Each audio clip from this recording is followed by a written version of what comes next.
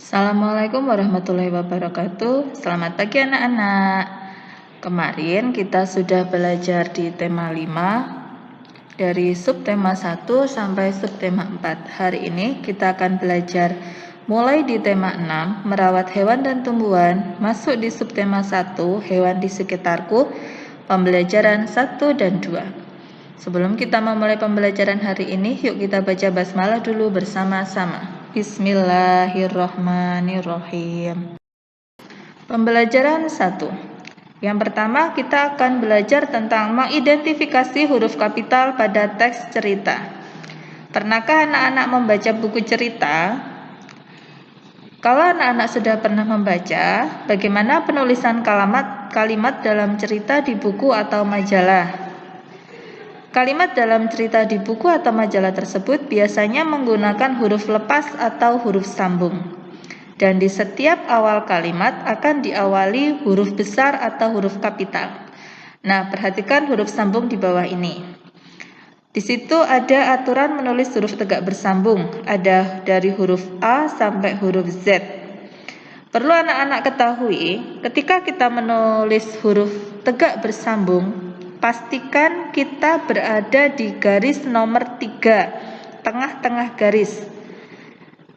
Nah, kalau huruf bersambung, untuk huruf besarnya itu seperti huruf B, huruf D, F, T, G, H, atau K, L, kemudian huruf Y, untuk huruf besarnya.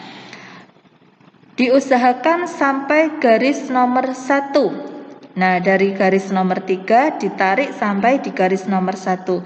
Sedangkan huruf yang lain yang mempunyai buntut, nah kayak J, G, Y, nah itu kita sampai di garis nomor 5. Nah, perlu anak-anak lihat di situ ada huruf B.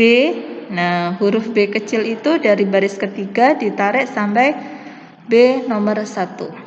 Nah, seperti contoh di tulisan keluargaku. Di awal kalimat kita menggunakan huruf kapital atau huruf besar. Untuk N, yaitu untuk nama. Nah, nama saya Andi. N menggunakan huruf besar dan Andi adalah nama orang. Pastikan selalu menggunakan huruf besar.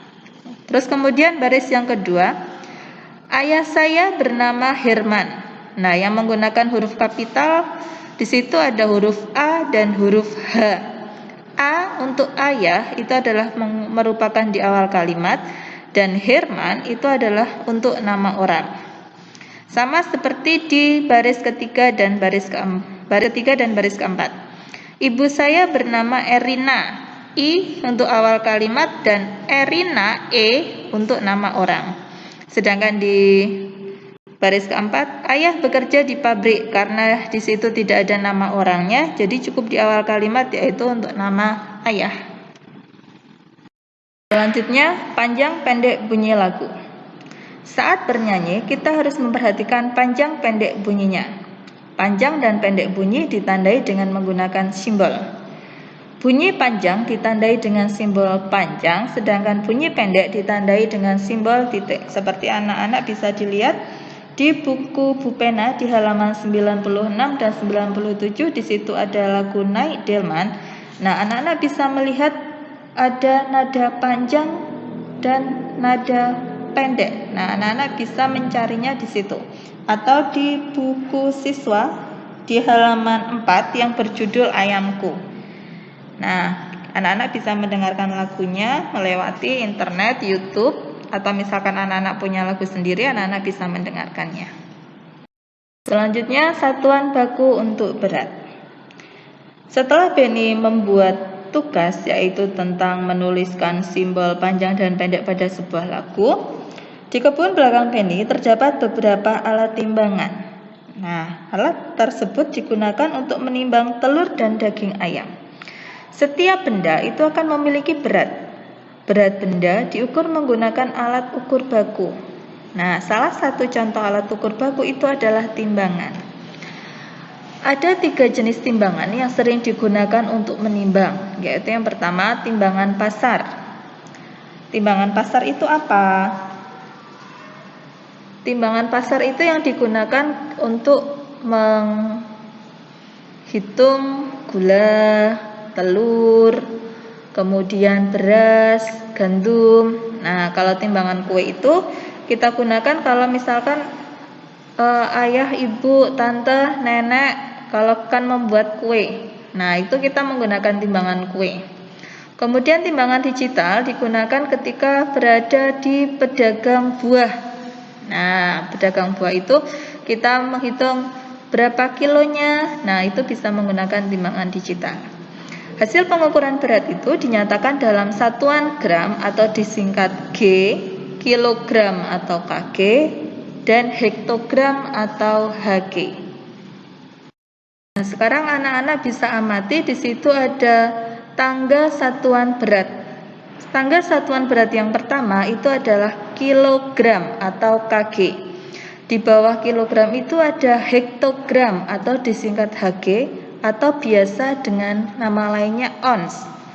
Kemudian tingkatan yang ketiga ada dekagram atau DAG. Selanjutnya ada gram atau G. Turun lagi satu tingkat ada desigram atau DG, kemudian sentigram atau CG, dan yang terakhir adalah yang paling kecil itu adalah miligram atau mg. Nah, perlu anak-anak ketahui, setiap kita turun satu tingkat, bilangan itu kita kalikan dengan 10. Nah, sedangkan kita kalau naik satu tingkat, bilangan itu dibagi dengan 10. Nah, misalkan saja contohnya adalah 2 kg. Nah, 2 kg ke hektogram. Dari kilo ke hekto itu naik atau turun? Nah, anak-anak bisa lihat. Dari kilo ke hekto itu adalah turun satu tingkat, berarti dikalikan 10. Atau anak-anak bisa menambahkan nolnya 1. Jadi 2 kilo itu sama dengan 20 hektogram. Terus yang kedua, 4000 gram. Nah, kita lihat gram, satuannya gram dijadikan kilogram. Nah, dari gram ke kilogram itu naik apa turun? Nah, kalau naik kita hitung naik berapa tangga? Yuk, dari gram ke dekagram 1, kemudian naik lagi ke hektogram 2, naik lagi ke kilogram 3. Berarti dari gram ke kilogram itu naik 3 tangga. Berarti dibagi dengan 10. Kita kurangi nolnya ada 3 karena naiknya 3. Berarti 4000 gram sama dengan 4 kilogram. Terus kemudian dari 50 hektogram ke gram. Dari hekto ke gram. Turun apa naik? Iya, dari hekto ke gram itu adalah turun 2 tangga, yang artinya ditambahkan 00-nya 2 lagi. Berarti 50 ditambah 00-nya 2 jadi 5000 gram. Masuk di pembelajaran 2, yaitu kalau tadi kita sudah mengenal huruf tegak bersambung, sekarang kita menulis huruf tegak bersambung. Untuk menulis suatu kalimat, anak-anak bisa menggunakan huruf tegak bersambung. Nah, saat menulis kita juga tidak boleh tergesa-gesa karena harus memperhatikan kerapian penulisan agar tulisan itu bisa dibaca. Juga harus memperhatikan penggunaan huruf kapital sesuai dengan aturan penulisannya. Nah, seperti pada halaman 11 di buku siswa. Nah, anak-anak bisa belajar menulis huruf tegak bersambung dengan judul Lani Anak yang Rajin, tulis di buku tulisnya anak-anak sebagai tugas hari ini. Nah, pada tugas sebelumnya yaitu Lani Anak yang Rajin. Cerita anak Lani yang rajin itu adalah menceritakan tentang aturan yang harus dipatuhi Lani di sekolah. Lani selalu mengerjakan tugas, Lani selalu datang tepat waktu, Lani juga termasuk mentaati tata tertib di sekolah. Nah, aturan itu apa? Aturan itu adalah tindakan yang harus dipatuhi dan harus dilaksanakan. Kita harus mematuhi aturan dimanapun kita berada, baik itu di rumah, di masyarakat, atau termasuk ketika kita berada di sekolah. Karena aturan itu harus dipatuhi oleh semua warga sekolah. Nah, misalkan contoh aturan yang berada di sekolah yaitu yang pertama, datang ke sekolah sebelum bel berbunyi. Nah, anak-anak ketika datang ke sekolah, usahakan sebelum bel berbunyi, jangan sampai terlambat. Nah, kalau anak-anak sudah terlambat, berarti anak-anak belum bisa mematuhi aturan yang ada di sekolah. Yang kedua, memakai seragam dengan rapi sesuai jadwal. Misalkan kalau hari Senin kita memakai seragam putih merah. Terus hari Rabu Kamis kita memakai baju hijau. Kemudian hari Jumat Sabtu kita memakai HW. Nah, kapan kita memakai baju olahraga? Ya saat kita ada pelajaran olahraga. Kemudian yang ketiga, membuang sampah pada tempat sampah. Nah, sampah itu dibuanglah pada tempatnya. Jangan dibuang di laci, jangan dibuang di tas, ataupun jangan dibuang di bawah tempat duduk. Nah, karena apa? Karena itu bisa mengakibatkan nyamuk, bisa menjadi tempatnya kita lihat tidak enak dipandang. Nah, jadi usahakan selalu buanglah sampah pada tempat sampah. Banyak sekali aturan yang ada di sekolah. Bisakah anak-anak menemukan salah satu saja contoh aturan yang ada di sekolah? Nah, coba sebutkan salah satu contoh itu. Alhamdulillah, rangkuman pembelajaran 1 dan 2 tema 6, subtema 1 sudah selesai.